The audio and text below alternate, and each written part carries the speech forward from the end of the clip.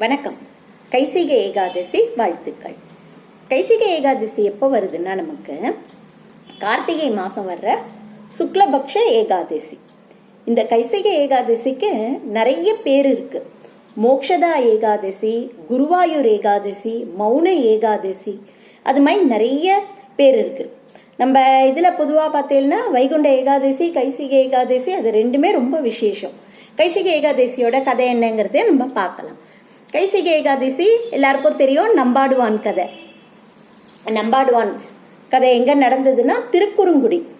திருக்குறுங்குடி ஆழ்வார் திருநகரி நவ திருப்பதியில இருக்கு இல்லையா, அந்த பக்கத்துல இருக்கிற க்ஷேத்திரம். அதுவும் ஒரு இது நவ திருப்பதிக்குள்ள வரல, ஆனா திருக்குறுங்குடி மலைமேல் நம்பி, கிடந்த நம்பின்னு நிறைய நம்பிகள் அங்க இருக்கு.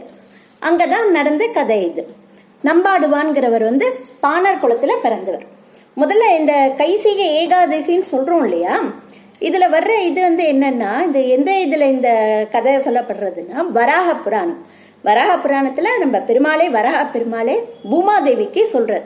பூமாதேவிக்கு அவர் தான் அந்த கைசிக பண்ண கொடுத்ததா ஐதீகம். அவர் சொல்றார், இந்த கைசிகை ஏகாதசி மகாத்மியத்தை யாரு நமக்கு முன்னாடி பாடுறாளோ, சொல்றவா கேட்கிறவா எல்லாரையும் நம்ம வைகுண்டத்துக்கே கூட்டின்னு போயிடுவோம் பின்னாடி ஒரு நாள் அப்படின்னு பெருமாளே சொல்லியிருக்கார். அந்த அளவு ஃபேமஸ் இது. இப்போ என்ன அந்த கதைங்கிறத பார்க்கலாம். நம்பாடுவான் அவர் ஒரு பாணர் குலத்தை சேர்ந்தவர். அவர் தினம் என்ன பண்ணுவார்னா, நல்ல பெருமாள் மேல சிறந்த பக்தர். தினம் இந்த மலைமேல் நம்பி, திருக்குறுங்குடி நம்பிக்கை போய் பாட்டு பாடி, இந்த கைசிக பண்ணல பாடுறது அவர் ரொம்ப ஃபேமஸ். அருமையா பாட்டு பாடி வருவார். அதுல என்னன்னா, இந்த ஏகாதசி அன்னைக்கு என்ன பண்ணுவார்னா, ராத்திரி போய் கார்த்தால பெருமாளை எழுப்புற மாதிரி என்ன நடந்து போகணும் இல்லையா, போய் பெருமாளை பாடி கோவில் வாசல்ல இருந்து பாடுவார். அவ கொடுக்குற அந்த பிரசாதத்தை வாங்கிட்டு வந்துடுவார். அது மாதிரி தினம் நடந்துட்டு இருக்கும் போது ஒரு நாள் அதே மாதிரி போயின்னு இருக்கார். போற வழியில என்னன்னா, ஒரு பிரம்மராட்சஸ் வந்துடுறது. என்ன பண்றது, இவர் அப்படியே பிடிச்சி சாப்பிட்றதுக்கு வருது. இவர் சொல்ற, நான் தினம் போய் இந்த பெருமாளை சேவிச்சுட்டு வருவேன். அது மாதிரி ஏகாதசி அன்னைக்கு நான் போய் அந்த கைசிக பண்ணல பாட்டு பாடி முடிச்சு அவரை பெருமாளை சந்தோஷப்படுத்துவேன். அதனால நீ என்ன பண்ணு, நான் போய் பெருமாளை சேவிச்சுட்டு வந்துடுறேன், வந்த உடனே என்ன நீ சாப்பிட்டுக்கோ அப்படின்னு சொல்றேன். உன்னை பிரம்மராட்சஸ்ல நான் உன்னை சாப்பிட போறேன்னு சொல்லியிருக்கேன், நீ போயிட்டு திரும்ப வருவியா, அதெல்லாம் நான் நம்பவே மாட்டேன், நான் இப்பதான் சாப்பிடுவேன்.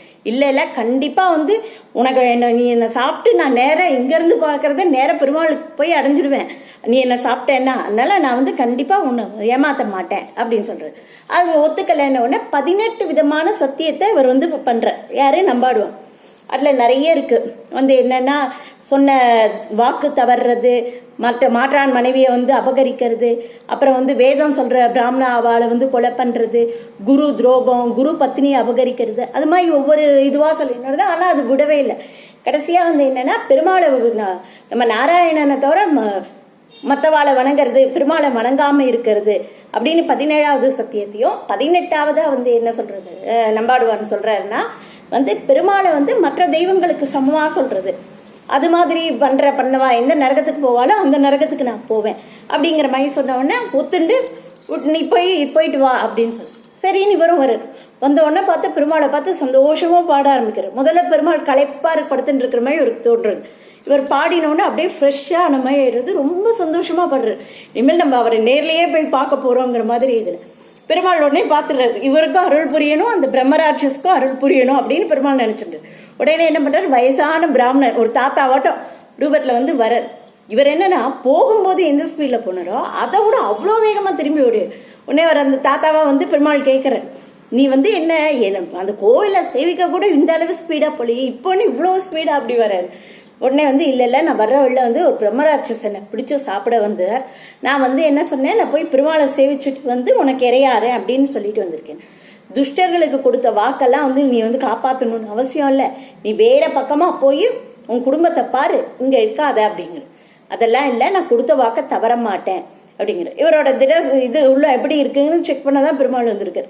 அங்க இருந்தே அவர் அங்க அருள் பண்ண ஆரம்பிச்சுட்டு பார்த்து சரின்னு இவர் வந்தோடனே பிரம்மராட்சஸ்க்கு ரொம்ப ஆச்சரியம்.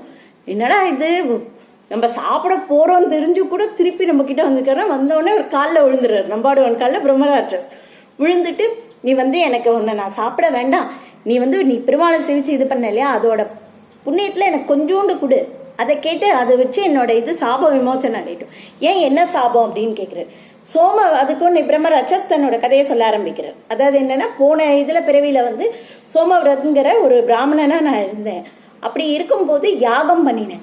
யாகத்தை வந்து என்னன்னா பெருமாளுக்கு அர்ப்பணிப்புங்கிற மாதிரி இன்னும் இல்லாம என்னோட படாடவத்தை என் பணத்தெல்லாம் காமிக்கணுங்கிறதுக்காக நான் பண்ணினேன். அதுல பண்ணிட்டே இருக்க ஆரம்பிக்கும் போது என்னன்னா எனக்கு ஒரு வயத்த வலி வந்துடுது.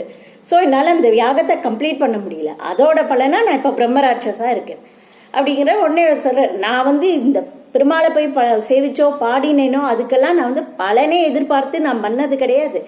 அவரை போய் சேவிக்கிறதும் பாடுறதே எனக்கு பலனா நான் நினைச்சுட்டு இருக்கேன். சரி, நீ கொஞ்சமாவது எனக்கு அதோட இதை நீ கொடுக்குறேன்னு சொல்லு அப்படின்னு அப்படி கடைசியில் சொல்லி, நீ இந்த கைசிக பண்ணானே பண்ண, அந்த ராகத்தோட பலனையாவது அந்த பேரோட பலனையாவது எனக்கு கொடு அப்படின்னு. அது எப்படிப்பட்ட பண்ணு இது? பெருமாள் வந்து பூமி பிராட்டி கொடுத்தது இல்லையா? சரி, நான் கொடுத்துட்டேன் அப்படின்னு சொன்ன அடுத்த நிமிஷமே இவரும் சாப விமோச்சனம் விட்டுறாரு. அப்புறம் நம்பாடுவான் ரொம்ப காலம் தன் மனைவி மக்களோட இது பண்ணிட்டு கடைசியில வைகுண்ட பிராப்தி அடைஞ்சாருன்னு கதை. இந்த நம்பாடுவான் கதை வந்து இன்னைக்கும் அங்க திருக்குறுங்குடியில வந்து நல்ல நாடகமா நடத்தின்னு இருக்கா. ரொம்ப வருஷ காலமா. அந்த காலத்துல அந்த நடந்த போது யார் இருந்தாலோ அவ இதுல வந்தவாளே வந்து இன்னும் வரைக்கும் அந்த குடும்பத்துல விரதமா இருந்து இந்த 3 ரோல் பண்றவாளும் நம்பாடுவான், பிரம்மராட்சஸ், பெருமாளா வந்த இது விரதத்தோட வந்து அவ்வளோ தீவிரமா பண்ணிட்டு இருக்காங்க. ஒரே ஒரு முறையாவது போய் அதை நேர்ல சேவிக்கணும், ரொம்ப அருமையா இருக்கும் அப்படின்னு சொல்லி. அது மாதிரி இந்த கைசிகை ஏகாதசி வந்து திருப்பதி, திருவல்லிக்கேணி, ஸ்ரீரங்கம் அங்கெல்லாம் ரொம்ப ஃபேமஸ். ஸ்ரீரங்கத்துல பார்க்கறதுக்கு இன்னும் அருமையா இருக்குமா. 365 வெத்தலை பாக்கு தட்டு வச்சு பெருமாளுக்கு அன்னைக்கு ராத்திரி இது பண்ணுவாளாம்.